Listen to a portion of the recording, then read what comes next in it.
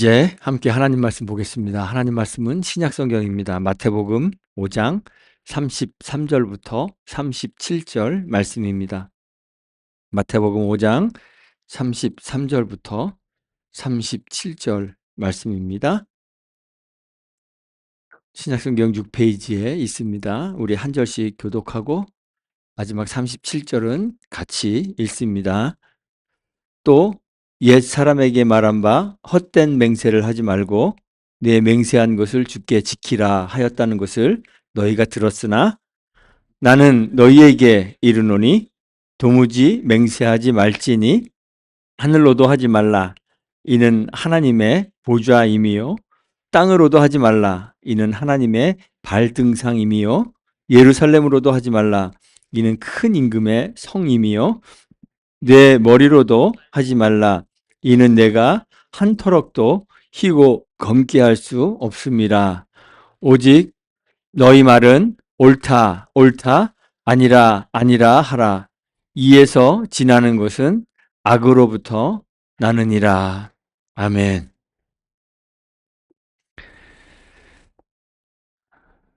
저희들이 계속 산상설교를 살펴보고 있습니다. 지금 아마 16번째 산상설교 말씀인 것 같아요.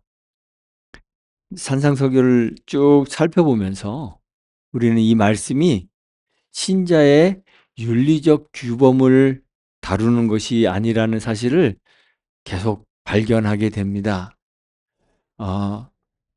간디 같은 사람도 마하트마 간디 아시죠?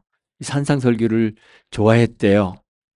간디는 크리스찬이 아닌데 이 윤리적 그런 규범들로 이해해서 산상설교를 꽤 좋아했다는 그런 얘기도 들었습니다. 그런데 저희가 이 말씀을 자세히 살펴보면 우리 신자들에게 너희는 이렇게 이렇게 살아라라는 윤리적 규범을 주는 것이 아님을 저희들이 발견하게 됩니다.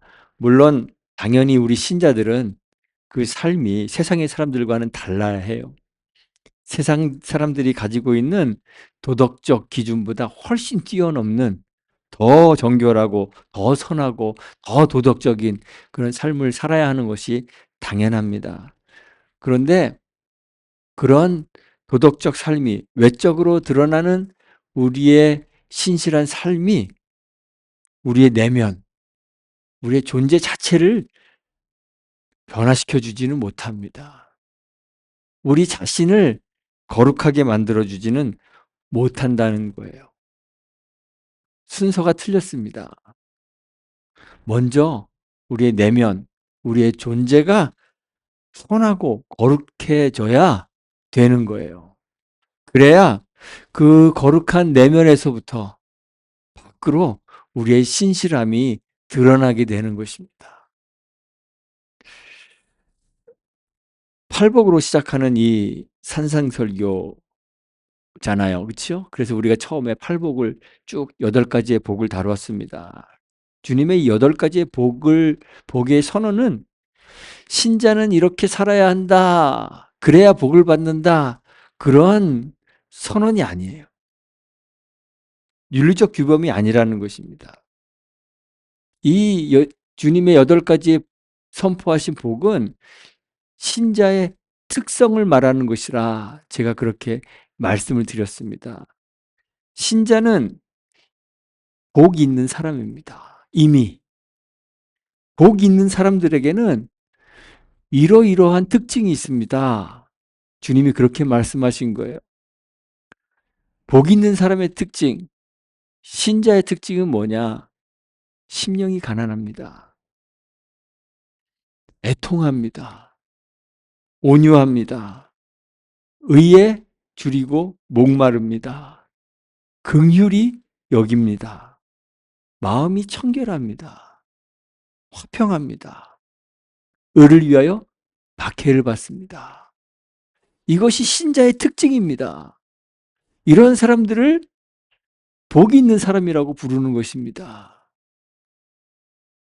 왜냐하면 이미 천국이 그들에게 주어져 있기 때문에 그렇습니다. 주님이 그렇게 말씀하신 것이 팔복이에요. 주님은 이런 선언을 하신 거예요. 그런데 이 존재가 변화되는 거, 우리의 내면이 거룩해지는 거, 이건 우리의 노력으로 되는 것이 아닙니다. 우리의 행위로 절대 얻어낼 수 없습니다. 우리가 어렸을 때 주일학교 막 다닐 때 그런 찬송 여러분들 부르셨을 거 기억하실 것 같아요. 어렸을 때 교회 다니신 분들은 뭐 돈으로도 못 가요. 하나님 나라 뭐 그런 거 기억나시죠? 잘생겨도 못 가고 뭐 맘 착해도 못 가고 그런 거 있잖아요. 우리의 행위로는 하나님 나라의 백성이 될 수가 없습니다. 바울이 에베소서 2장에서 그랬습니다. 너희가 그 은혜를 인하여 믿음으로 말미암아 구원을 얻었나니 이것이 너희에게서 난 것이 아니요 하나님의 선물이라 그랬어요. 우리는 구원을 얻는 것, 하나님 나라의 백성이 되는 것, 우리 안에서부터는 나올 수가 없어요. 하나님의 선물로 주어진 것입니다. 우리의 존재가 변화되는 것, 우리가 구원 얻는 것 같은 말이거든요. 그것은 은혜로만 되는 것이에요. 우리를 위하여 자신을 내어주신 예수 그리스도의 부르심, 그 조건 없는 선택에 의해서만 되는 것이에요.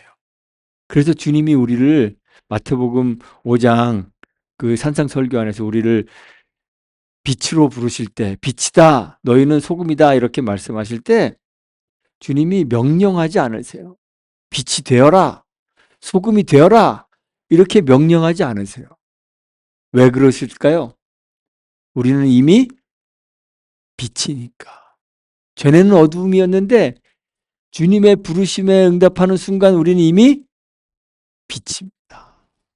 우리는 이미 소금입니다. 우리는 빛이니까 빛을 비춰야 되는 게 아니라 당연히 빛이 나야지 되는 거예요.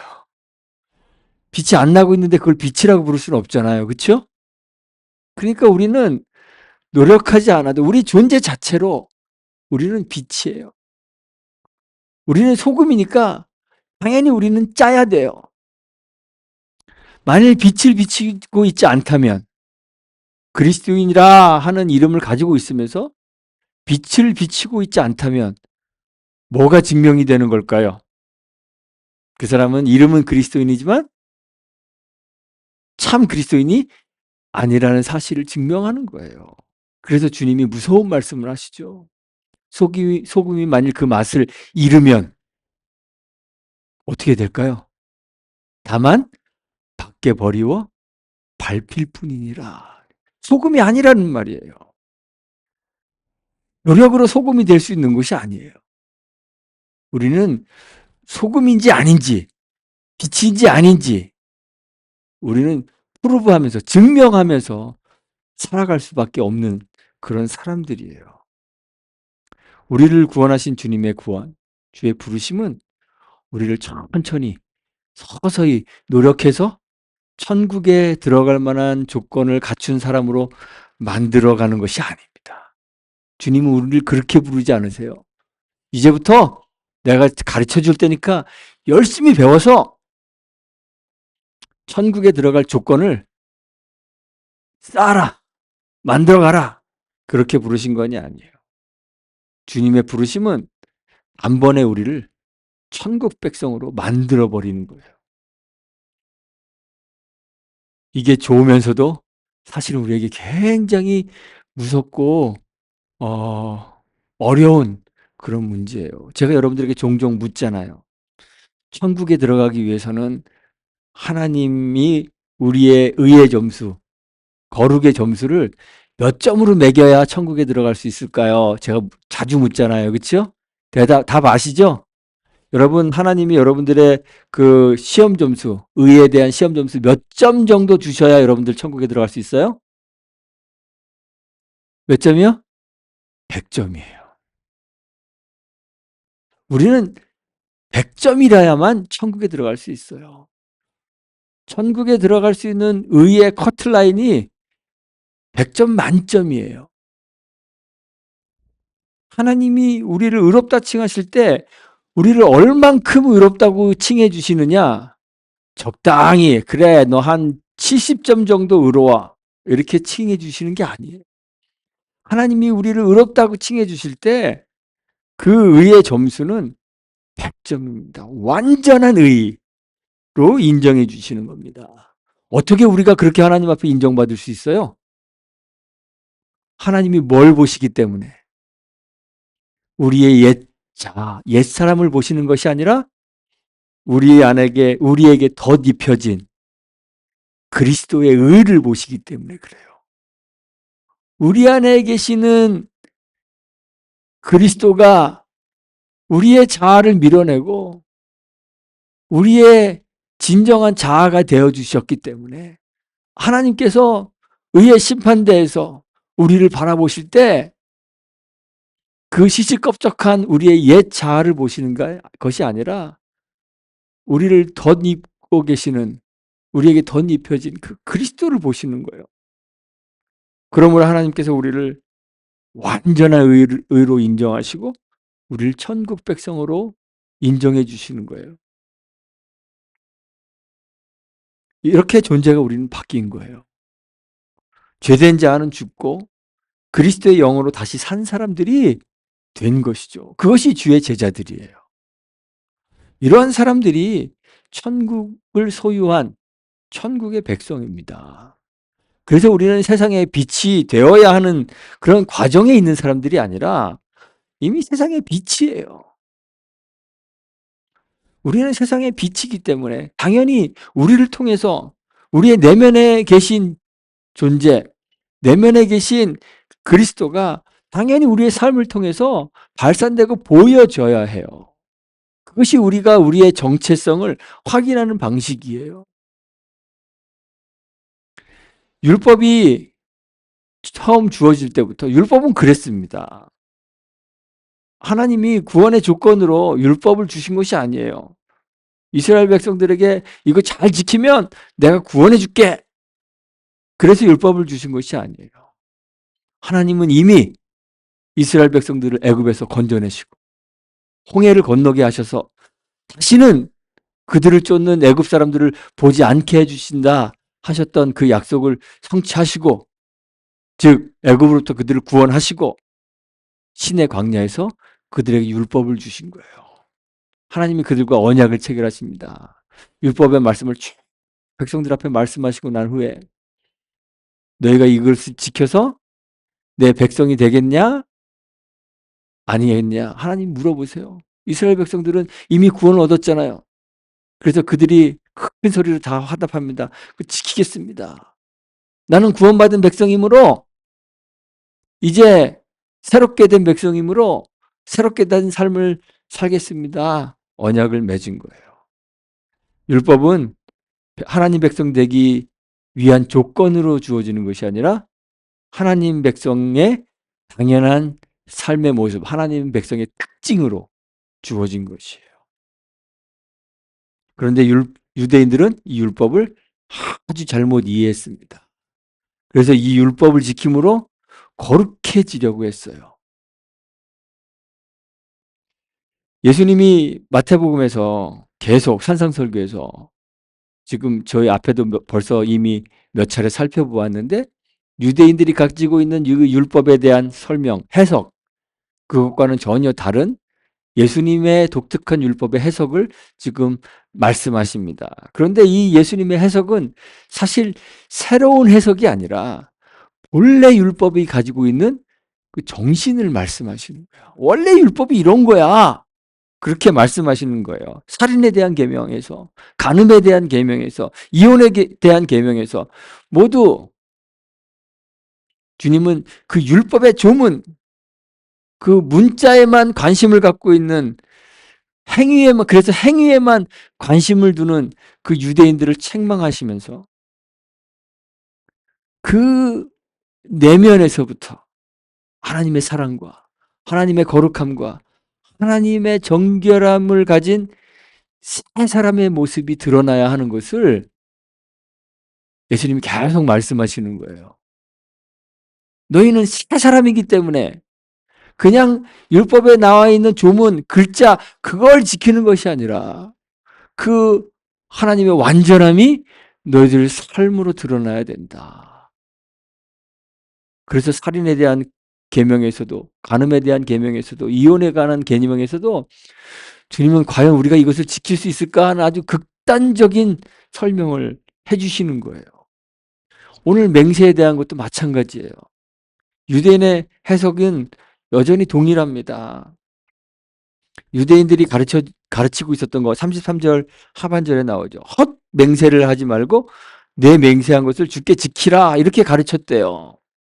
그런데 이 똑같은 계명이 구약 성경에 있나 찾아보니까 구약 성경에는 똑같은 계명이 나오질 않아요. 몇몇 맹세에 대한 계명들이 있긴 한데 신명기 6장에 보면 네 하나님 여호와를 경외하여 섬기며 그 이름으로 맹세할 것이니라 이렇게 말씀하고 계시고 레위기 19장 12절에는 너희는 내 이름으로 거짓 맹세함으로 내 하나님의 이름을 욕되게 하지 말라. 나는 여호와니라. 이런 계명들이 있어요. 이런 구약의 계명들을 이렇게 짜집기 해서 유대인들이 그렇게 말하고 있었던 것 같아요. 헛 맹세를 하지 말고 내 맹세한 것을 주께 지키라. 이걸 지키려면 유대인들은 또 특징이 있잖아요. 또 계산해야 되겠죠. 그러면 헛 맹세가 뭘까? 그럼 어떤 맹세는 지켜야 되고, 다시 말해서 구속력이 있고, 어떤 맹세는 지키지 않아도 되는 구속력이 없는 그런 맹세가 있을까? 또 구분해야 되잖아요. 유대인들은 그렇게 구분했습니다. 그래서 마태복음 23장에 가보면 예수님의 말씀 가운데 유대인이 이런 식으로 맹세에 대해서 구분하고 있다. 이렇게 말씀하신 것들이 있어요. 마태복음 23장 16절부터 보면 성전으로 맹세하면 아무 일 없다. 그런데 성전에 있는 금으로 맹세하면 그건 지켜야 된다. 좀 웃기죠? 유대인들이 그렇게 지금 정하고 있는 유대인들의 율법 해석이에요. 18절에 보면 또 있습니다. 제단으로 맹세하면 아무 일 없다. 그러니까 제단으로 맹세한 것은 안 지켜도 된다는 거예요. 그런데 그 위에 있는 예물로 맹세하면 지킬지라 그랬어요. 예수님이 한탄하세요. 야, 금이 크냐? 그 금을 거룩하게 하는 성전이 크냐? 주님이 물어보세요. 예물이 크냐? 아니면 그 예물을 거룩하게 하는 제단이 크냐? 그렇게 한탄하시면서 예수님이 그들을 평가하십니다. 박하와 회양과 근체의 11조는 들이되 율법에 더 중한 바 정의와 긍휼과 믿음은 버렸다 그랬어요. 율법의 조문, 율법의 글자를 지키는데 급급해서 율법이 가지고 있는 그 본래의 의미, 그 정신은 아예 그냥 생각지도 않는 유대인들을 예수님이 책망하시는 거예요. 그러면서 그들을 뭐라고 비유하셨냐면 잔과 대접의 겉은 깨끗이 하되 그 안에는 탐욕과 방탕으로 가득하게 하는도다. 행동으로 보여지는 그들의 삶은 아주 거룩한 것 같은데 그들의 삶이 그들 자체를 거룩하게 해주지 못한다는 거예요. 그들 속에는 더러운 것들, 탐욕과 방탕으로 가득 차 있어요. 유대인들은 이렇게 구속력 있는 것과 구속력 없는 맹세를 막 나눴어요.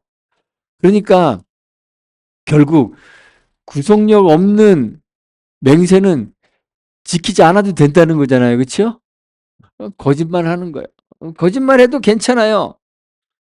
계명을 어기지 않는 거는 그 정해놓은 거 그것만 지키면 나는 계명을 지켰고 나는 의롭다라고 스스로 판단하는 거죠. 위안을 삼는 거죠. 그런 유대인들에게 예수님이 말씀하세요. 오늘 마태복음 5장 34절에서 도무지 맹세하지 말라 그랬어요. 하늘로도 하지 말고 땅으로도 하지 말고 예루살렘으로도 하지 말고 자기 머리로도 하지 말고 맹세는 아예 하지 말라 그랬어요. 예수님의 이 말씀이 야, 지키지도 못할 맹세 뭐하러 하냐? 그런 말씀은 아니에요.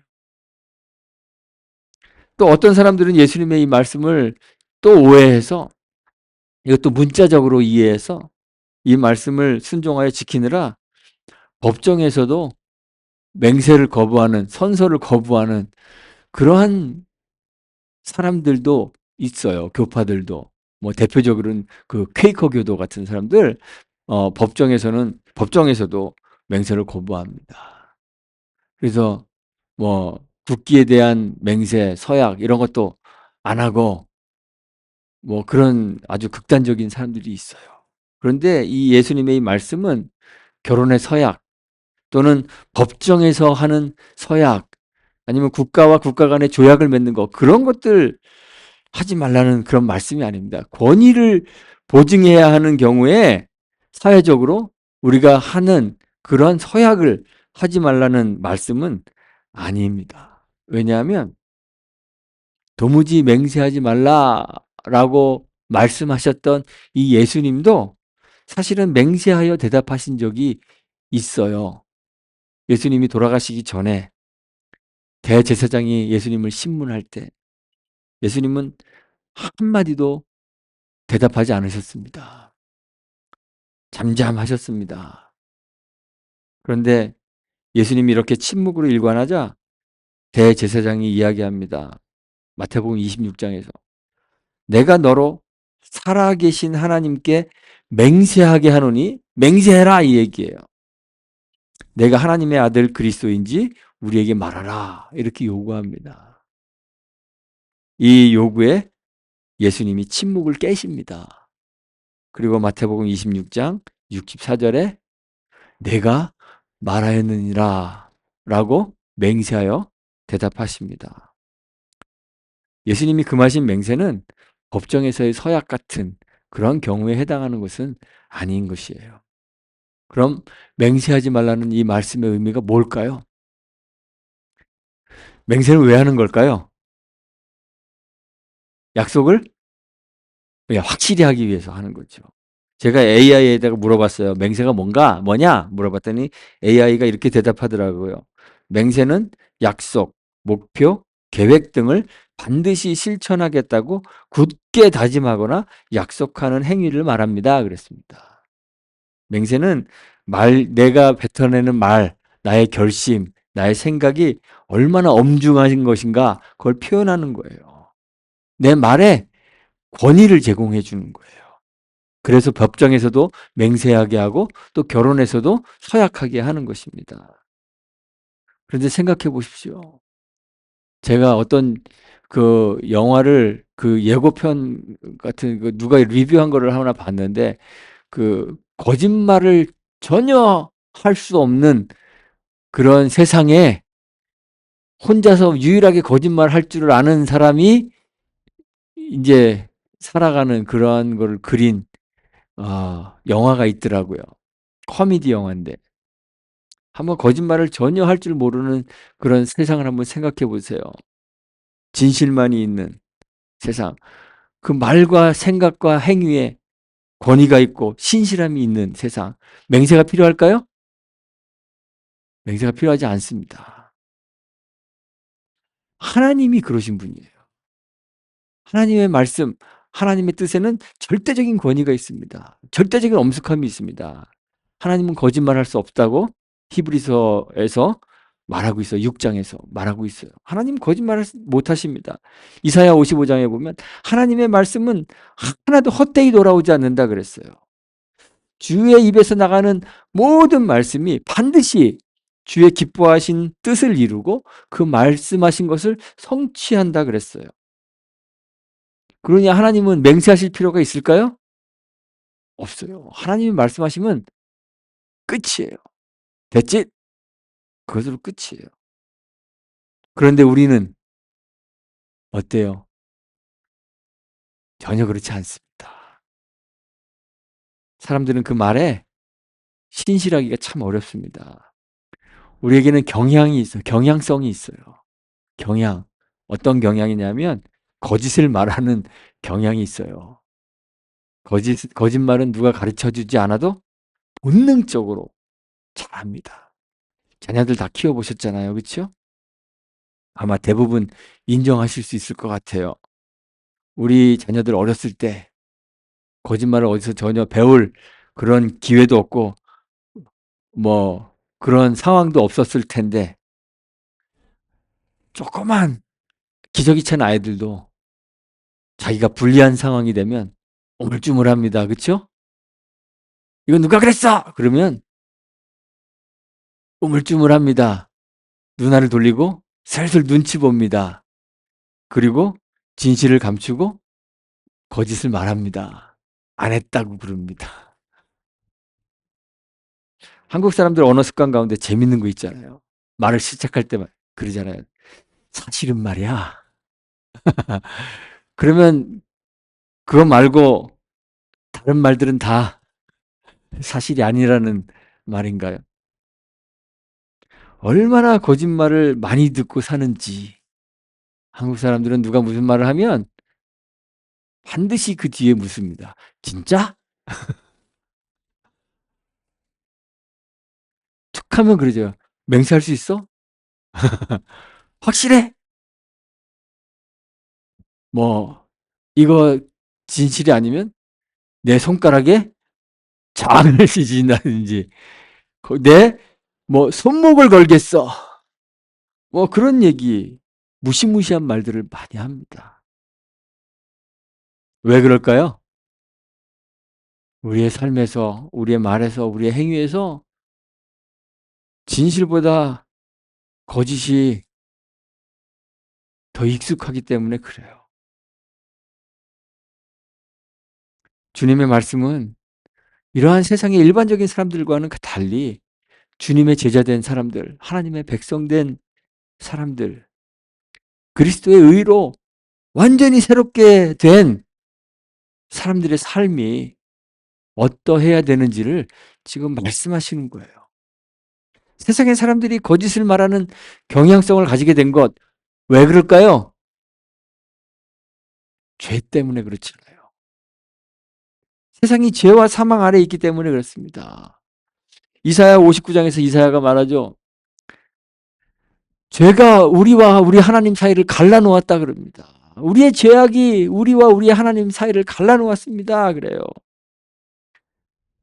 진리는 누구에게 있어요? 예수님이 선언하셨잖아요. 내가 곧 길이고 진리고 생명이다 그랬어요. 하나님이 길이고 진리고 생명이신데 그 하나님으로부터 분리되었으니 우리가 진리를 말할 수 있게 되겠습니까? 우리는 맹세로 보증하지 않으면 아무것도 믿을 수 없는 그런 세상이 돼버린 거예요. 심지어는 맹세로 보증했다 하더라도 종종 맹세를 어기고 서약서를 휴지 조각으로 만들어버리는 것이 우리들의 삶이잖아요.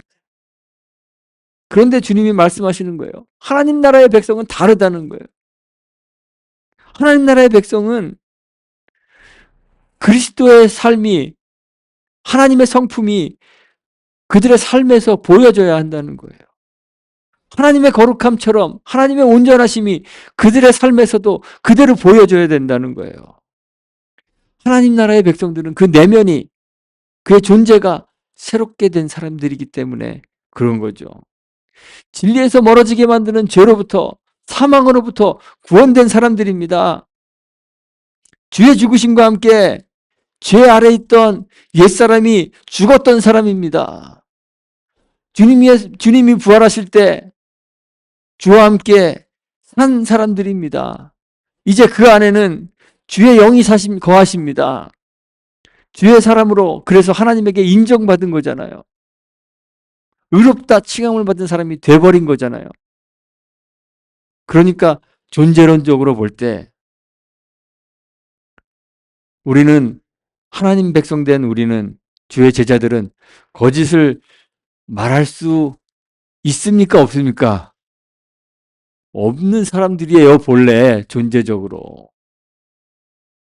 우리는 진리 외에는 말할 수 없는 사람들이 된 것입니다. 그러니 당연히 우리 입에서 뭐가 나와야 돼요? 진리가 나와야 돼요.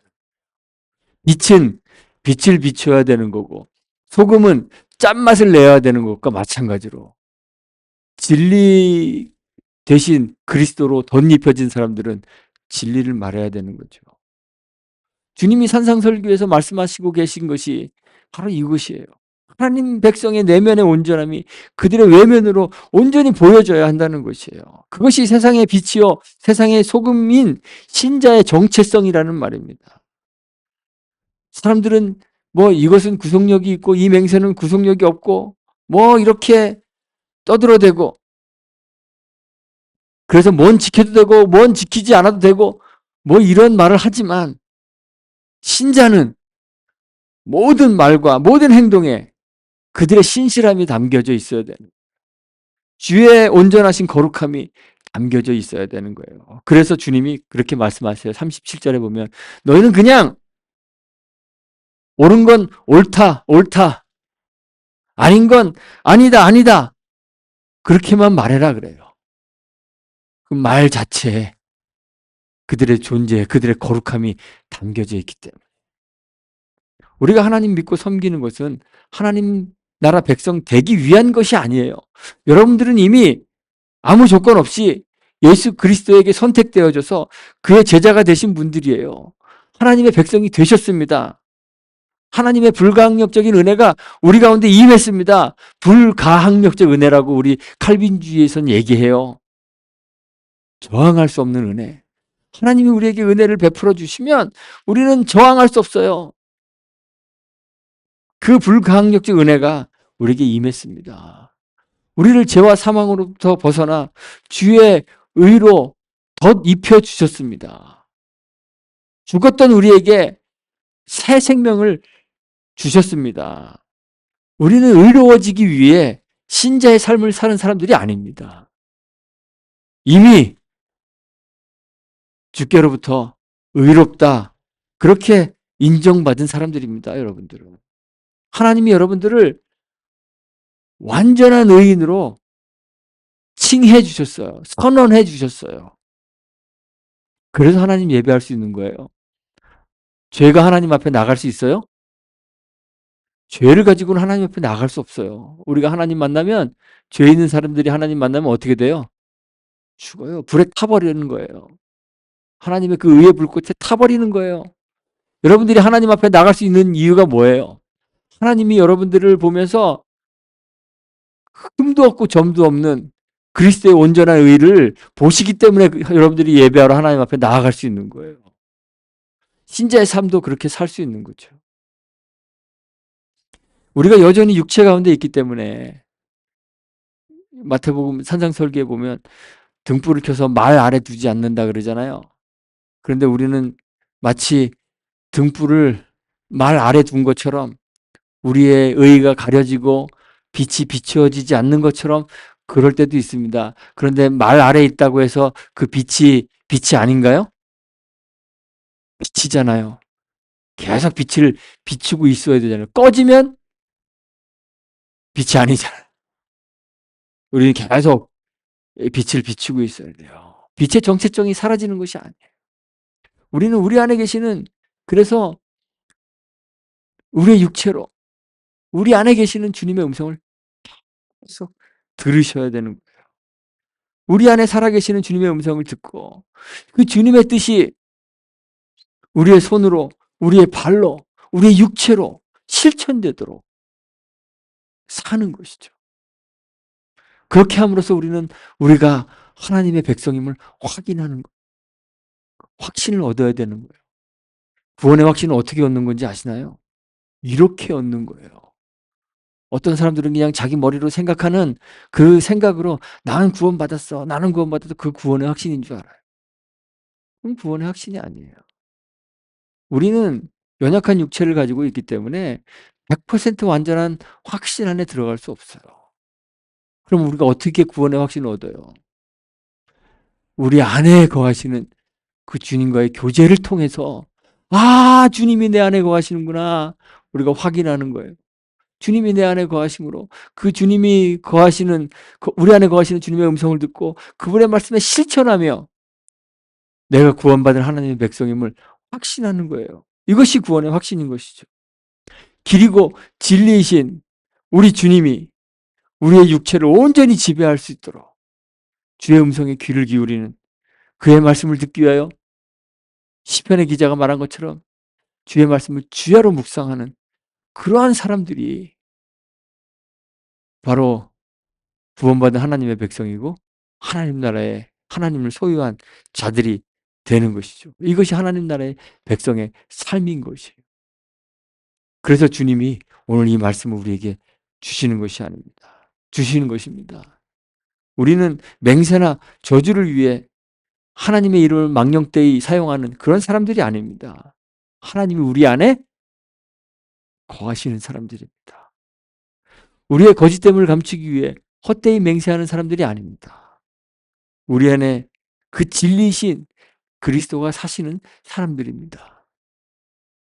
그 그리스도가 우리의 모든 언행, 심사, 우리의 말과 행동과 우리의 마음과 하는 일에 표현되어야 되는 것이죠. 이런 사람들이, 이렇게 진리를 말하는 사람들이 하나님의 백성인 것이. 여러분들은 다 하나님의 백성이십니까? 여러분들의 삶을 통해서 진리가 말해지기를 소망합니다. 그리스도의 온전하심이 여러분들의 삶을 통해서 온전히 드러날 수 있게 되기를 주님의 이름으로 축원하고 부탁드리겠습니다. 기도하겠습니다. 하나님 감사합니다. 우리를 불러주셨고 또 우리 안에 거하셔서 우리를 주의 거룩한 백성 되게 하셨으니 감사합니다.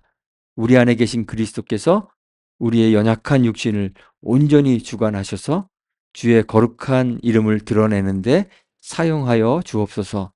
우리 안에서 말씀하시는 성령의 음성에 늘 귀를 기울이며 거듭난 의지로 순종하고 우리의 언행 심사를 통해 주님이 밝히 보여지고 증거되게 하옵소서.